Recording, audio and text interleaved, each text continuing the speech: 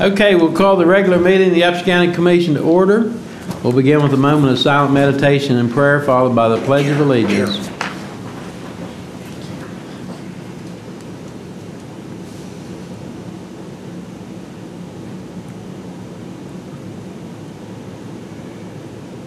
Amen. I pledge allegiance to the flag of the United States of America and to the republic for which it stands, one nation under God, indivisible, with liberty and justice for all. I was waiting on Sheila and you jumped the gun, Virgin. Okay, so we have some minutes to read this morning. So Jackie, if you'd like to start. Okay. May 31st, 2012, the County Commission of Upshur County, West Virginia held their regular meeting at the Courthouse Annex on Thursday, May 31, 2012 at 9 a.m. Donnie Tenney called the meeting to order. There were present Donnie Tenney, Commissioner, Creed Fletcher, Commissioner, J.C. Rafferty, Commissioner, William Parker, Administrator, and Jacqueline Dinklocker, Secretary. The meeting began with a moment of silent meditation and prayer, followed by the Pledge of Allegiance. All motions passed unanimously unless otherwise stated.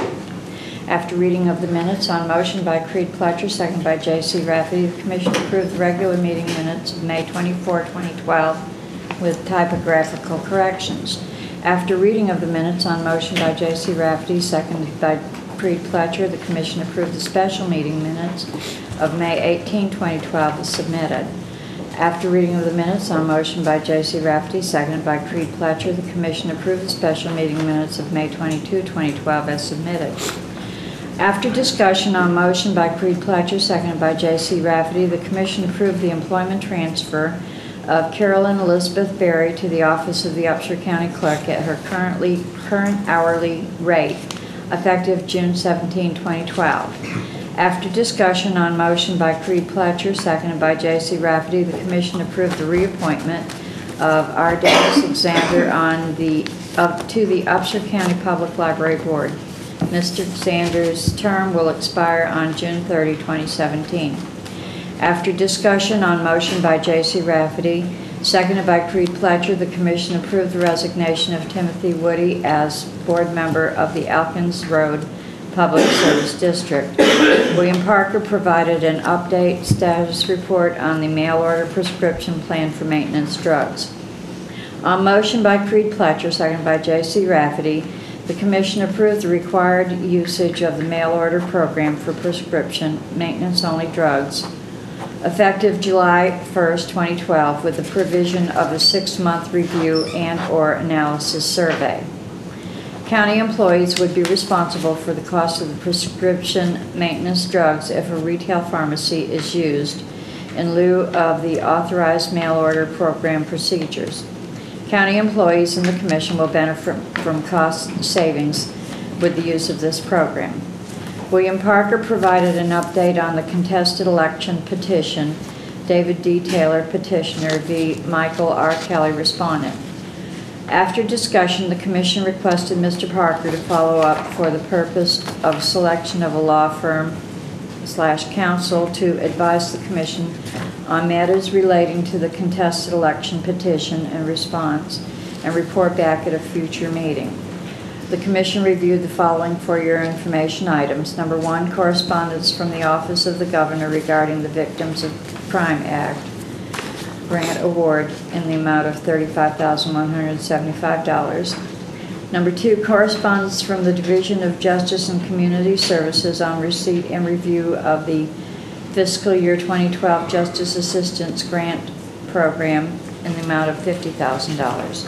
Number 3, correspondence from the Upshur Buchanan Health Department concerning the summer food service program operated by Mountain Cap of West Virginia Incorporated.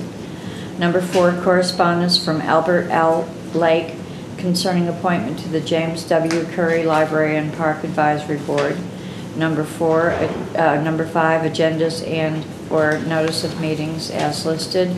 Number 6, meeting minutes and or financial reports as listed. Number 7, board meetings as listed.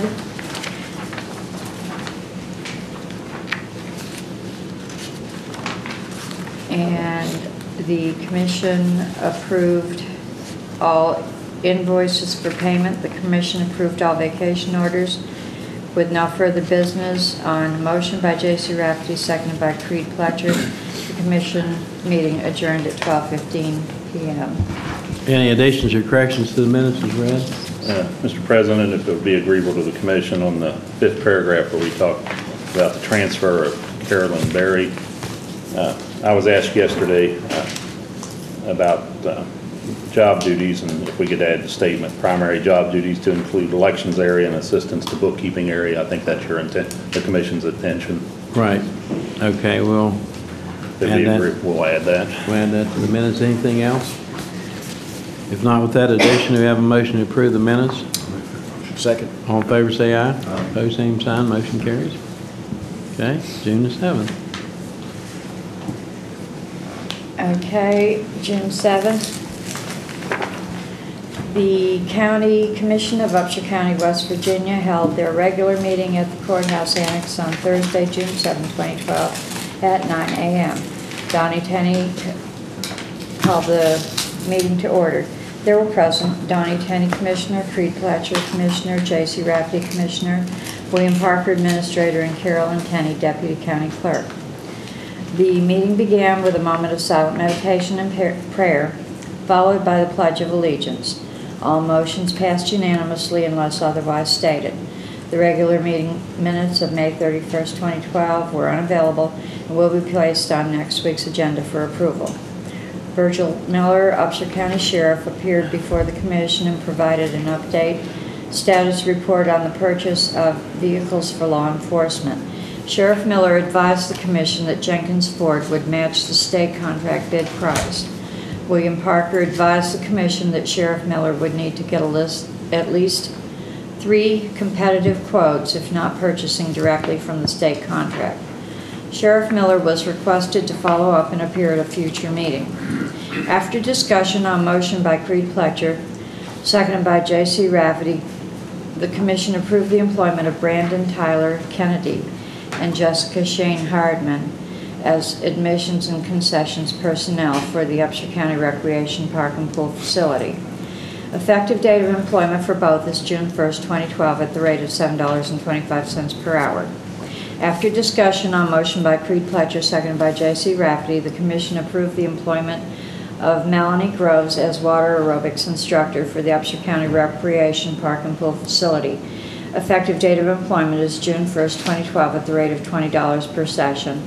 The commission reviewed a request from Patty Adams, Chairman, President, Upshur County Republican Executive Committee, and Central West Virginia Republican Women to use the plaza area and annex lobby of the Upshur County Courthouse on Wednesday, June 20, 2012, from 11 a.m. to 1 p.m.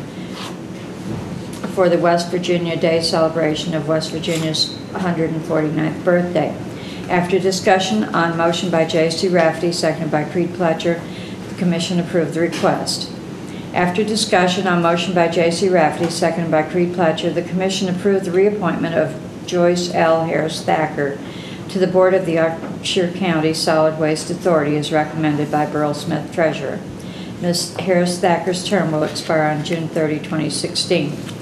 The commission reviewed correspondence from Dennis Zander, Upshur County Development Authority, concerning recommendations for board appointments/reappointments with terms beginning on July 1st, 2012 and ending on June 30, 2015. After discussion on motion by Creed Pletcher, seconded by J.C. Rafferty, the commission approved the following appointments as recommended. Emil Butcher, C.J. Martin, Tom O'Neill, Sam Nolte, Dave Thomas, and Kathy McMurray. After discussion on motion by J.C. Rafferty, seconded by Creed Pletcher, the commission approved and authorized the president to sign the Victims of Crime Act grant agreement and all related documents in the amount of $35,175. William Parker provided a review of the Memorandum of Understanding between the Upshur County Commission/Upshur County Recreational Park and Mountain Cap of West Virginia Incorporated concerning the planning and operation of a summer food program. After discussion on motion by Creed Pletcher, seconded by J.C. Rafferty, The Commission approved and authorized William Parker, Upshur County Administrator, to sign the document with the following amendment. Section 4, Responsibilities. Paragraph B, Mountain Cap of West Virginia agrees to assume responsibilities listed. After discussion on motion by J.C. Rafferty, seconded by Creed Pletcher, the Commission approved the request from the Upshur County Farmland Protection Board for additional county excise transfer tax of $1.10 per $500 of value or fraction thereof on real property with an effective date of July 1st, 2012. The request was made in accordance with the statute 8A-12-21. Funding is for the Farmland Preservation Program, and such expenditures will be structured according to the governing statute. William Parker provided an update status report on retaining outside counsel for matters relating to the contested election petition and response. David Taylor, petitioner, v. Michael R. Kelly, respondent. No action was taken. The Commission reviewed the following for your information items. Number 1, correspondence from the Office of the State Auditor for local government regional P-card workshops. Number 2, monthly feline activity report, May 2012. Number 3, Upshur County E911 Communications Center reports as listed. Number 4, agendas and notice of meetings as listed. Number 5, meeting minutes and financial reports as listed. Number 6, meetings as listed. Number 7, appointments needed or upcoming as listed.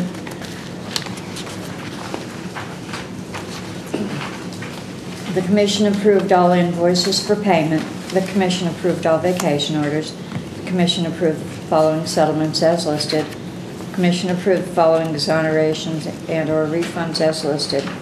The Commission recessed at 10:30 a.m.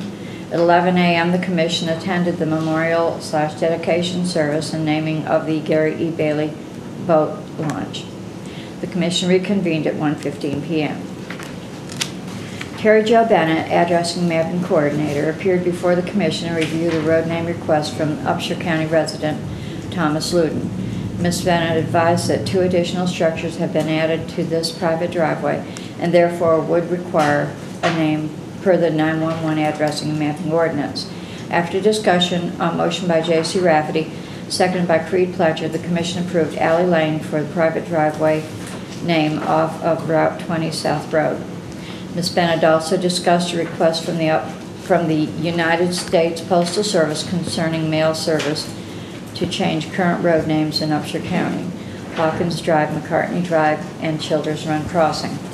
After discussion, no action was taken, and the Commission requested Terry Jo Bennett to follow up with the Postal Service. With no further business, a motion by J.C. Rafferty, seconded by Creed Pletcher, the Commission meeting adjourned at 2:15 p.m. Are there any additions or corrections to the minutes as read?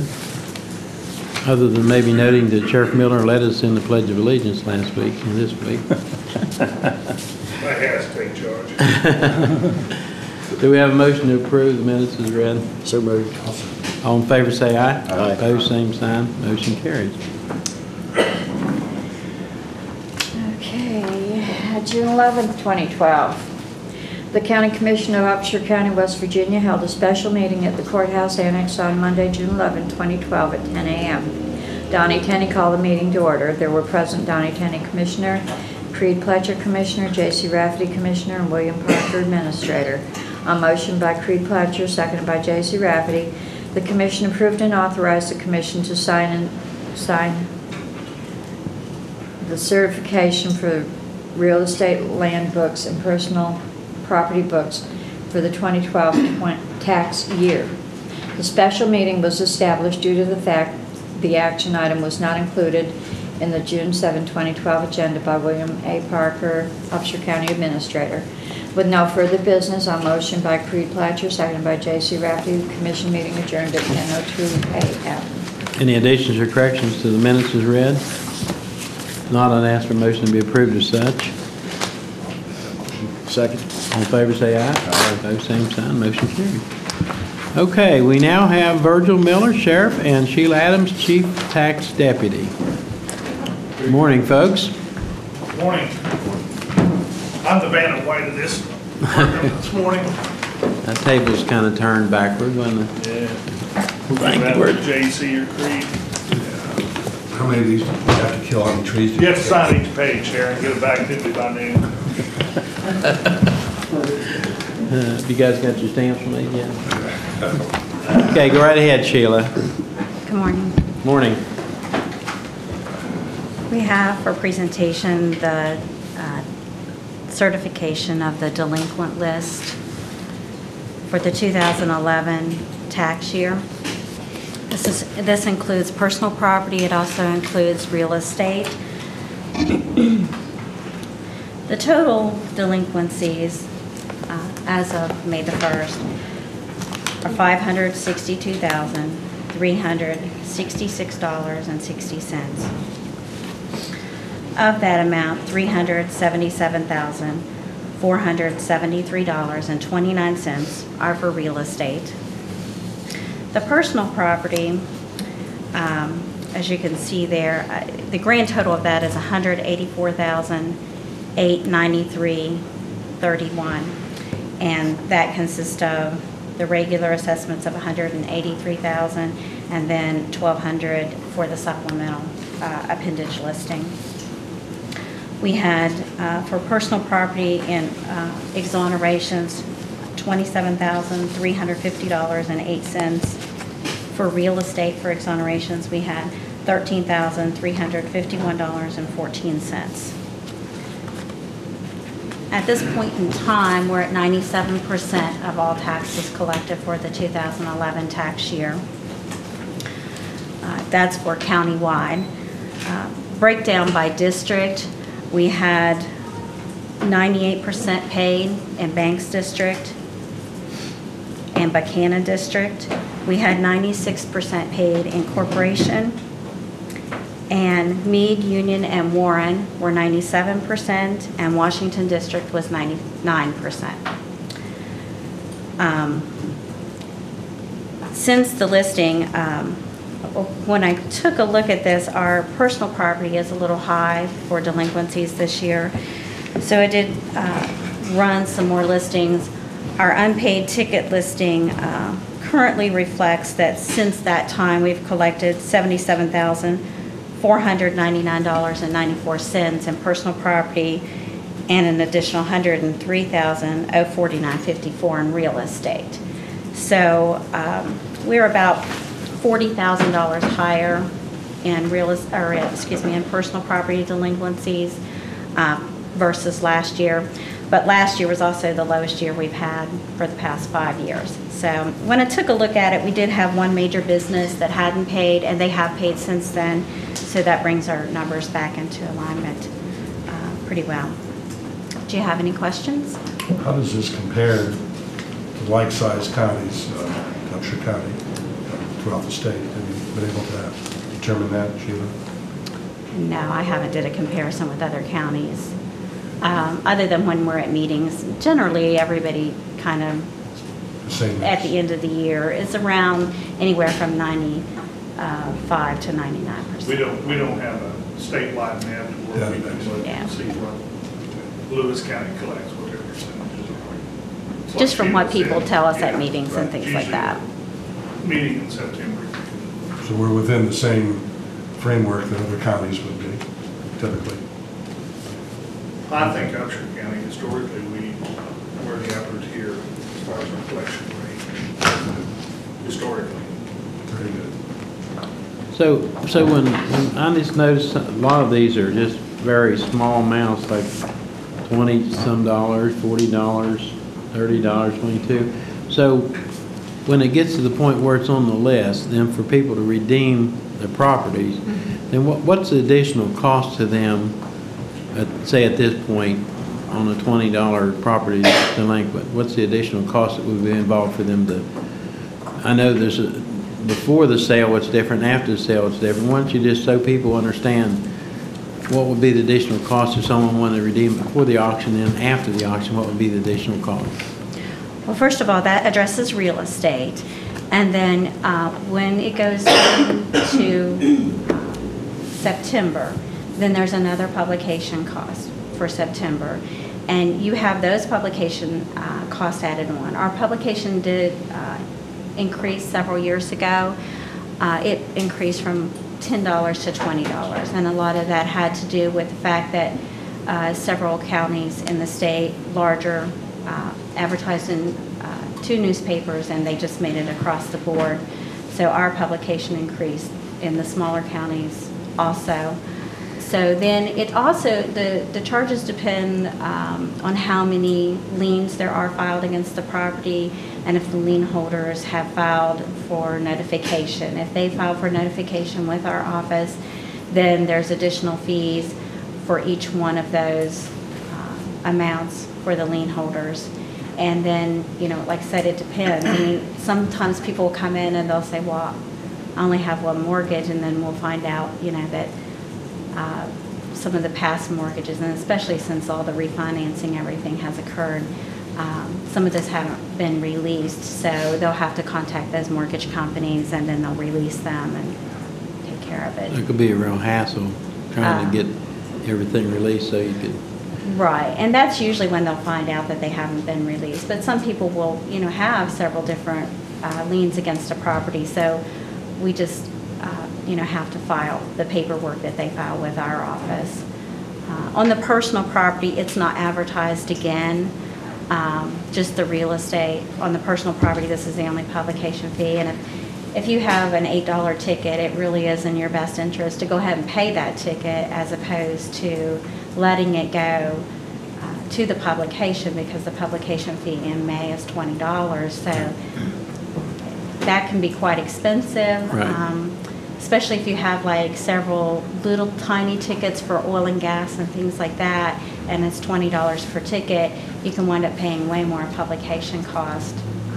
And that's why on our reminders and our statements, since we've gone to the laser format, all of that is printed out, and it tells them what the publication costs are per each ticket and what the deadlines are. So it's trying to help people to avoid this publication cost. Last year, well, excuse me, this year, we've had $53,000 in interest that's been paid on these 2011 tickets. We've had discounts of $261,000, and publication fees within $10,917. So it just kind of gives you an idea of where most people do take advantage of the discounted amounts.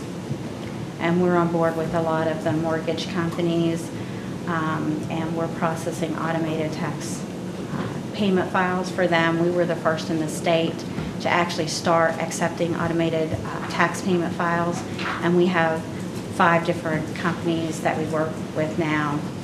One of them is like a major real estate service company, and they handle several different banks that they take care of. So we collect a lot of it through that. Right. Okay, very good. You might not know now, but we're set up, we need credit cards. Right. Our credit card program is going well. People have been very pleased with the ability to pay with their debit or credit card, and you know, some of that will help bring in delinquencies for those folks who want it on a monthly payment.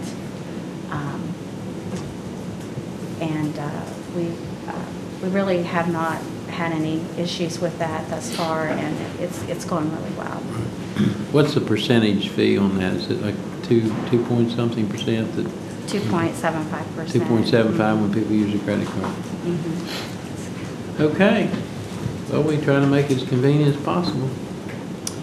Any other questions, gentlemen? Okay. Do you have anything else, Sheila? I think that's it. You'll need a motion to authorize the signature on the documents. Right. Do we have a motion then to authorize the signature? Second? Second. All in favor say aye. Opposed, same sign. Okay. Virgil, you have an update on your vehicles? That's on the agenda. Update on purchase of vehicles, law enforcement. No, we contacted Elkins Ford Land and Weston, and both those dealers declined to Give a bid. give a bid.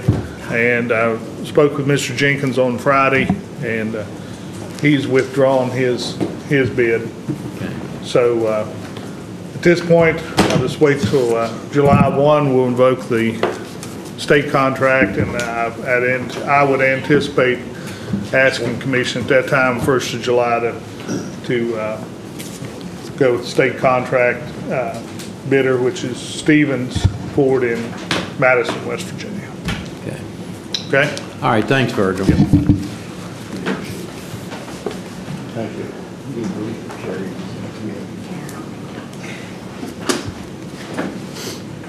Okay, our next scheduled appointment is at 1 o'clock, our policy board meeting with elected officials, and at 2 o'clock with our department supervisors meeting. So our next item is approve the contract extension of $375 a month with Landmark how's that pronounced there, Joe? Spatial? Spatial. Geospatial. Geospatial. Spatial. Spatial. Spatial. No, she said spatial. Oh, it's go with what JC said. Okay. Okay, all right. For hosting web mapping application. And you have your, I was trying to pronounce it the way Terry Jo did. Sorry. And this is just a renewal of the contract, and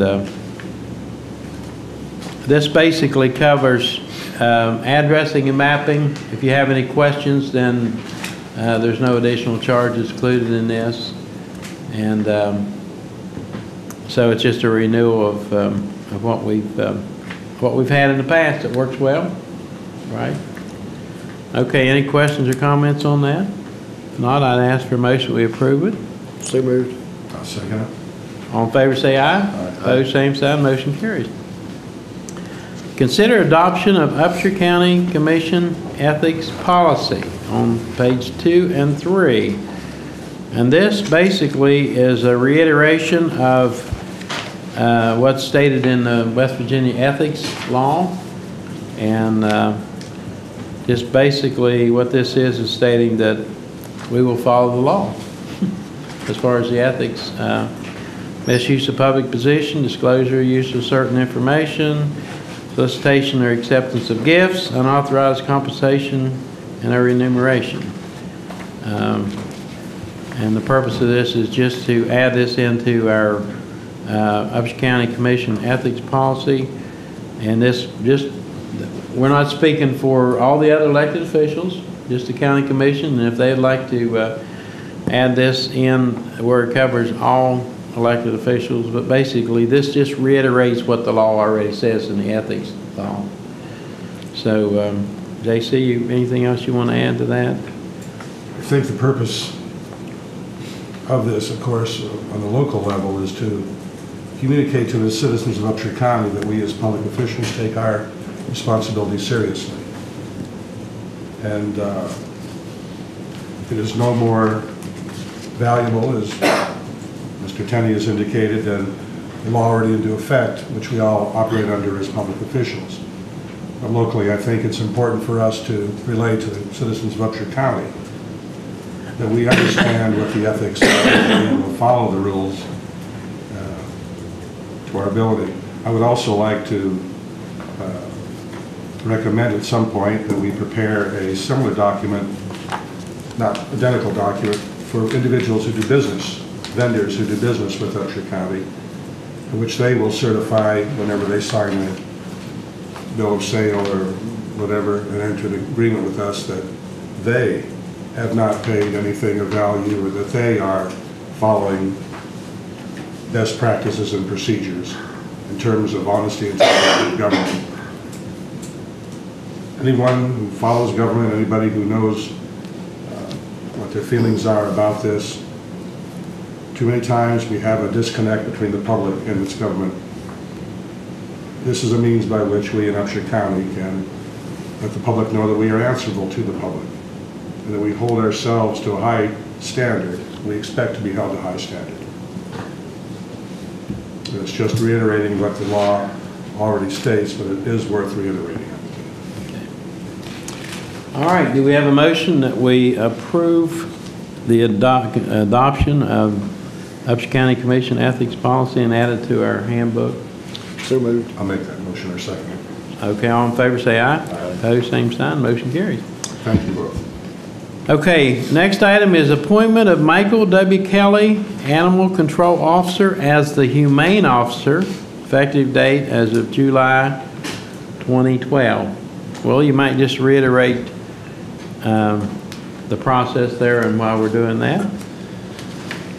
During the shifting of personnel, Mr. Kelly assumed the duties of the Animal Control Officer, and at that time, the Humane Officer reverted back to the office of the Upshur County Sheriff.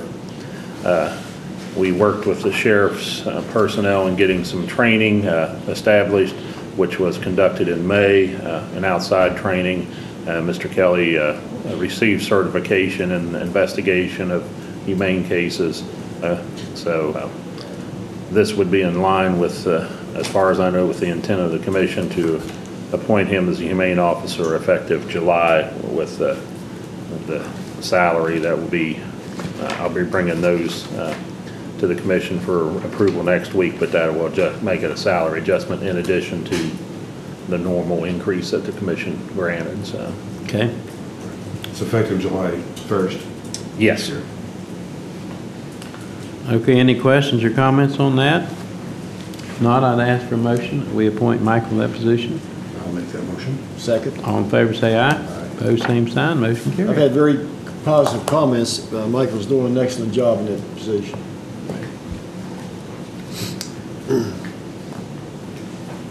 And I don't think he's gotten dog bit, huh?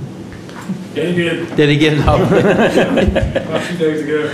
Well, shit. Won a battle. Yeah. Well, when you deal with dogs, you stand a chance of getting bit, but. Have to give him a taser. Okay, next item is first reading to amend the building permit ordinance. Amendment is recommended due to compatibility with Upshur County floodplain ordinance. So, Mr. Parker, if you'd like to.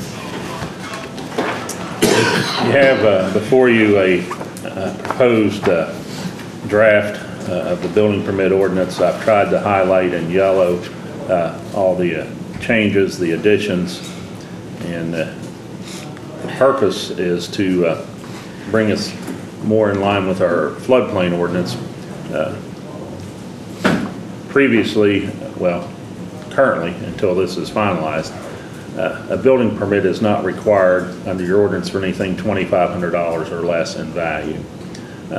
That doesn't comply with the floodplain regulations of FEMA. You still must regulate any development in the floodplain, no matter what the cost may be. So the purpose is twofold, to bring site preparation and development, to make clear that that is covered in our building permit ordinance, to make people aware that, you know, manufacturing housing units, to make that clear that they're covered. The building permit ordinance covers, you know, the installation or relocation. Many people think, well, I have a mobile home here, I'm going to be relocating, I don't need a permit. They do. Just if you tear down a house and build another one, you need a permit. So you see down through there, site preparation development has been added in many areas. The definition of development on page 2 was added. As it relates to the fee structure, the building permit fee will be waived.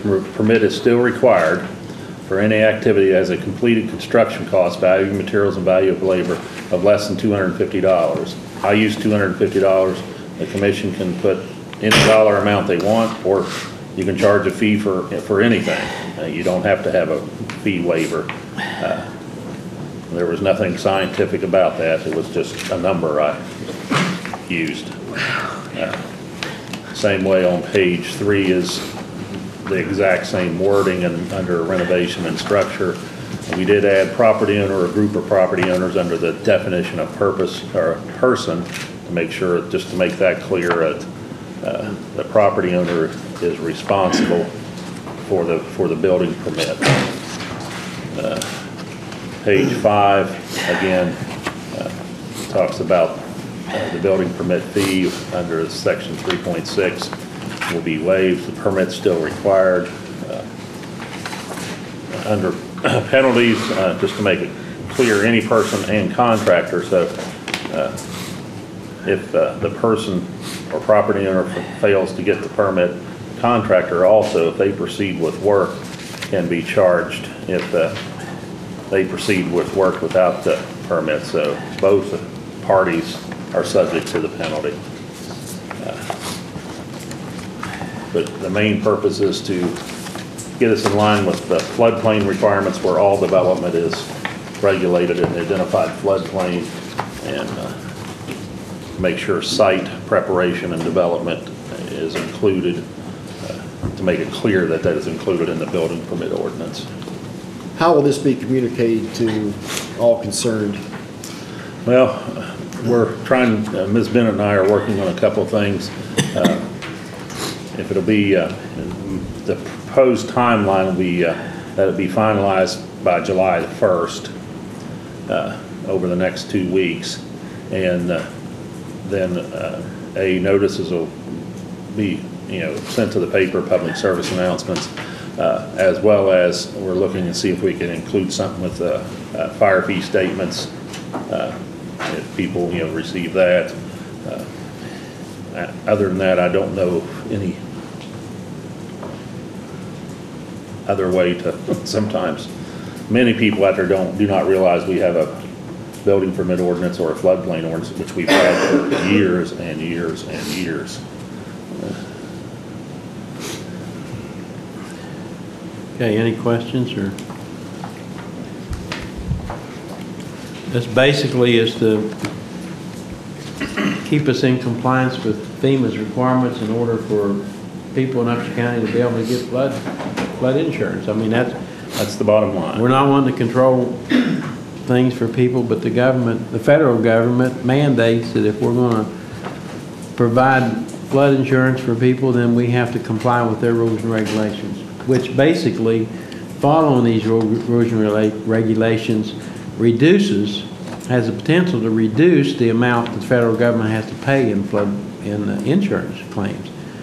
Because if people raise it up a little bit or build it in such a manner, they're not going to have the damage, so there's going to be less insurance claims, and that's the whole purpose of it. So, I mean, it makes sense even though there's some control, but actually it's in the best interest of people also. So, in the floodplain, the identified floodplain, sometimes the FEMA maps that we have, are incorrect or can be incorrect possibly. There's a procedure, for individuals or corporations to get a letter of map amendment, where they can have to do an elevation certificate and follow through with the other documentation that FEMA requires, where they can get, if it's proved, they can get that area removed from the identified floodplain. With the most recent digital maps that have come online, we've had some areas that were adjusted one way or the other. They could more clearly be defined than just a paper map. But we do have certain individuals, it's my property, I'm going to do what I want type statements, and if they're in the floodplain, we may be bringing cases to the Upshur County Commission to follow through on stopping construction, and people that do that may have to make renovations after they've already started construction. So it's imperative that people get the permit before they start construction, especially if they think they're close or in an identified floodplain, because it can be much more cost involved if you have to tear down, start out again, put flood vents in where you didn't have flood vents, or secure a mobile home certain way as it relates to the floodplain ordinance. So we have some current cases where that, if the attitude continues, may be an issue. I think that's why it's very important to address the communication problem, make sure everyone is aware of it. Okay, well, that's the first reading, so we have 1, 2, 3, 4, 5 people from the press here today, so there's a good opportunity to get the message out on the first reading. So we appreciate your honest help. Okay, renew of current medical insurance program and authorized signature on required documentation. You gentlemen, I think, are aware of most of the factors that have been influencing. Our program renews July the 1st. Again, we had April, when we first went to the program last year, we had an April renewal date. They extended that 3-month period through June the 30th. So now they're renewing as of July the 1st. Our fixed cost, as you gentlemen know, went down approximately $60,000 in the fixed cost area. We're including that as well as some supplemental funds into the claims area, which maintains under the control of the commission. If you don't spend those claims fund, it's not a profit for an insurance company. It just stays in that account for the following year or whatever the case may be. So with that $60,000 approximately, I'm projecting we're probably going to, 20 to 25,000 in savings from this year from the claims fund. We've had a couple of big months that in January and March where we were running, 20,000. There was a couple of months where we were 65 and 70,000, so they hit a pretty big chunk. For some reason, we've had a lot of knee replacements. I don't know why. Don't know who, but I know we have knee replacements. But and then with the cost savings of the projected cost savings of the prescription drug program, the overall, fixed cost savings, would be 85,000 or so. So I think that speaks well of the program you gentlemen have put in place. And but if you could authorize the signature on the documents, we can get them back to them and have Okay. a seamless year. We have a motion then that we authorize the president to sign the documents to renew the current medical insurance program. I'll make that motion. Second. All in favor say aye. Aye. Opposed, same sign, motion carries. And the important part about this insurance is that while we're realizing considerable savings for the taxpayers, we're mirroring PEIA of what a lot of the other counties have and what the state offers, with a considerable savings to the taxpayer. So I think a lot of that credit goes to Willie, because he spent a lot of research on this and helped work this program out to where we can still provide a good level of service, comparable level, at a considerable savings to the taxpayers. And it's not very often that you're able to accomplish those two goals. And So- for our employees to carry the benefits into retirement. Right, Which, that's right. which with state PEIA, as I understand it, new appointees following this fiscal year I think so, will no, have no benefits when they, no supplemental insurance coverage, health insurance coverage when they retire 20 or 30 years down the road. So that will not affect Upshur County employees, which is a benefit, I think, to everybody involved. very much so. And many of our employees, if 1998, you had to be on the payroll in 1998 if you're outside of PEI to get back in, and we only have approximately 15 or so employees that are eligible, and that's still a subsidized rate. And Commissioner Rafferty is correct. As of July, that any new hires, they're capping that and not subsidizing, and they're capping then the rate of inflation for the current. They will pay the full rate of insurance. Yes, they when will. retire. It's And what company is that you have now? we're it's It's a semi self-insured program. Yeah, or hybrid as I call it. We have a First Health Network is our network for medical insurance, which is a statewide network as well as hospitals, some hospitals in the Pittsburgh area, Cleveland, Baltimore, Johns Hopkins at Baltimore area. So in that regard, we have much more access to critical care facilities, as I would call them, specialty care, than PEIA. And those are in network versus with PEIA, they would be outside a network if you're out of the state of West Virginia, if you're outside the state.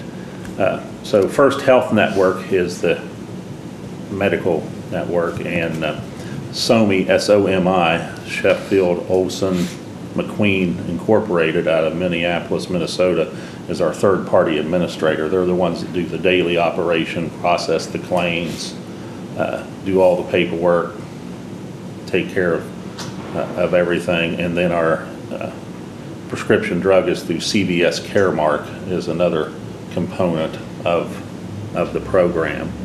And then the people that are behind our insurance excess read it's XSRE, excess re. They're the ones that would have the co-insurance when after we get above our claims limit. This year it's approximately $350,000. If we would get above our claims limit, then they would pick up the cost after that. We have a cap, an aggregate cap on our claims.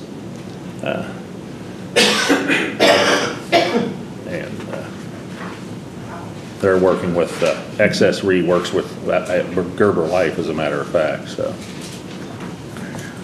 Thank you. There it is in a nutshell. There it is, and just all the fine details. Yeah, that's a little complicated. And it works. It works. Pick and choose the best of each one. Right. Why not? Okay, budget revision. General accounting coal fund. You have no coal severance fund revision. There was none needed for the state on that. I printed out a copy of the form that would be sent to the state. The first area is adding $32,000 to the county commission area, and that's a result of some of the grant spending from community partnership grants, just moving money into there. The office of the county clerk, $28,900. As you gentlemen are aware, earlier in the fiscal year we had a refund to a company of some real property transfer tax that was double paid. So that covers that expenditure. I had not moved money to that area. Prosecuting attorney adding $4,250 in a personnel line item. Patty Replogle and had worked additional hours that Jake had mentioned to the commission on that, adding money there. The extension service is $412, just to complete the renovation cost in that area. Courthouse, $25,000. And I'll have to look, I don't remember what that was for.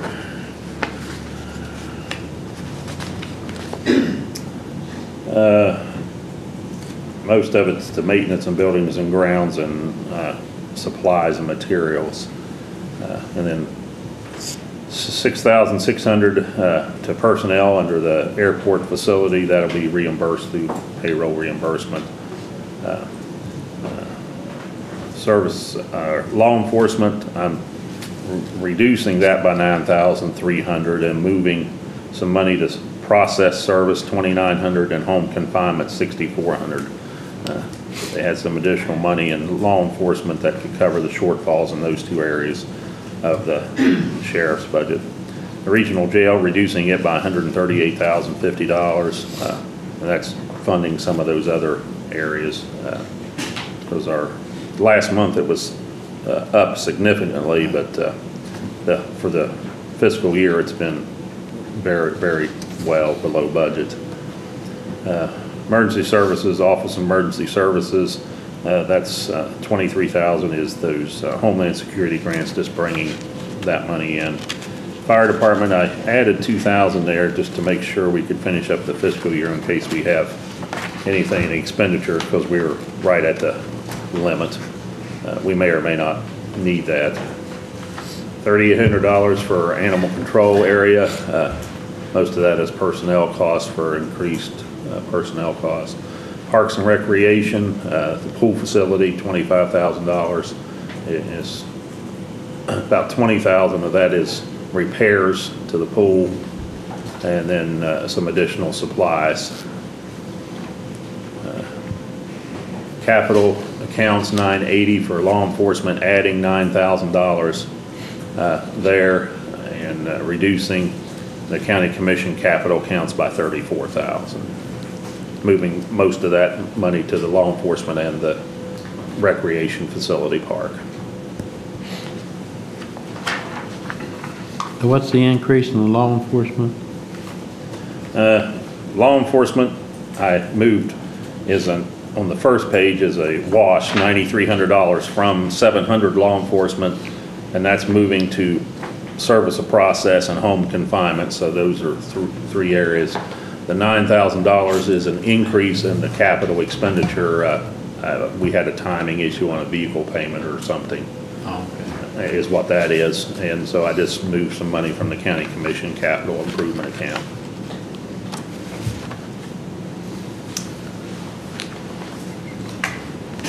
Okay, we need a motion to approve this. So we can send this to the auditor. Motion. Second. All in favor say aye. Aye. Opposed, same sign, motion carried. Okay, next item, consider retaining outside legal counsel for matters relating to contested election petition and response, David D. Taylor petitioner versus Michael R. Kelly respondent. I should have more information available later this afternoon on that. I did receive a fax, and I believe I gave you gentlemen a copy of one law firm that responded.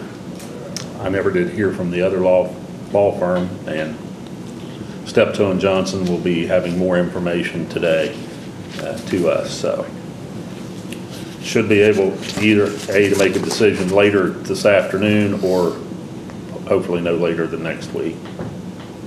And that decision would be what law firm we go with to seek legal counsel concerning this matter. Yes. To give us some direction. Okay. And we have our dog warden report and agendas, notices of meetings.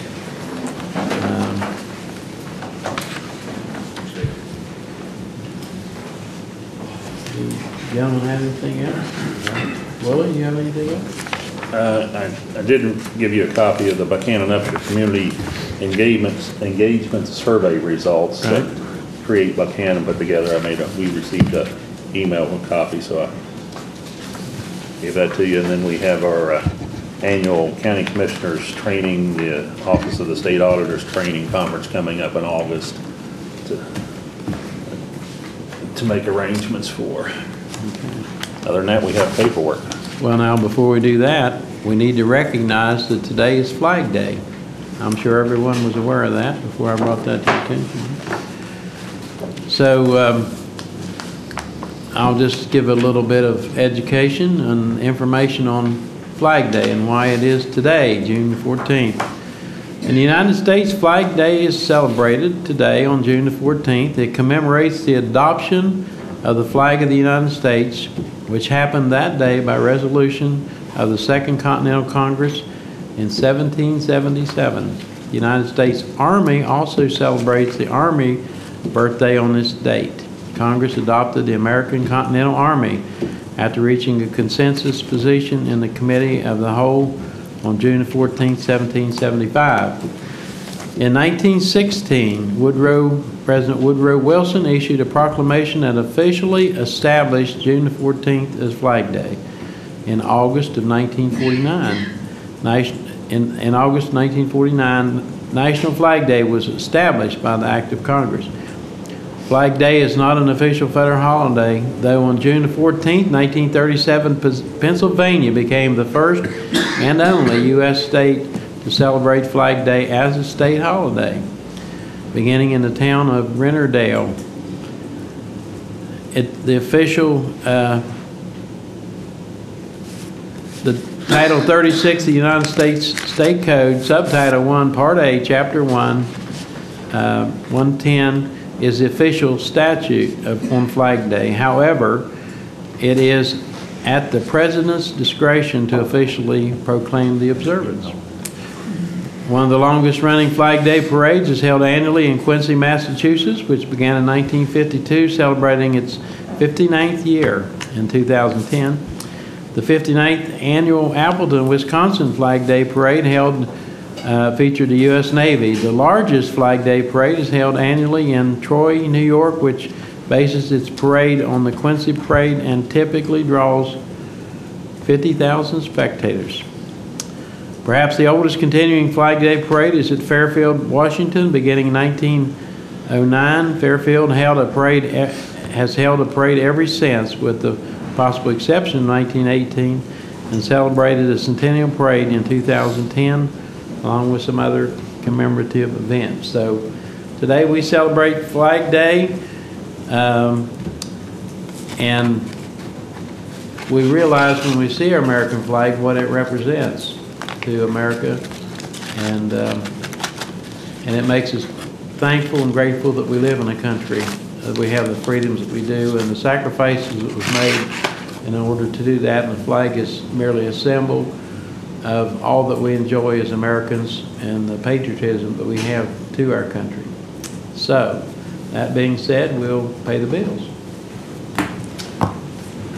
Do you know that Quincy, Massachusetts was originally called the time of John Adams?